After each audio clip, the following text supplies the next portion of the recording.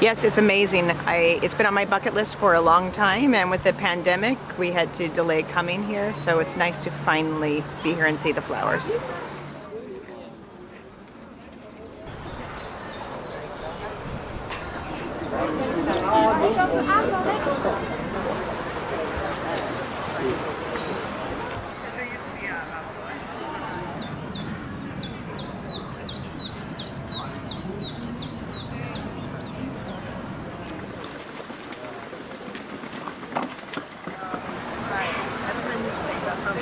Oh, go in there.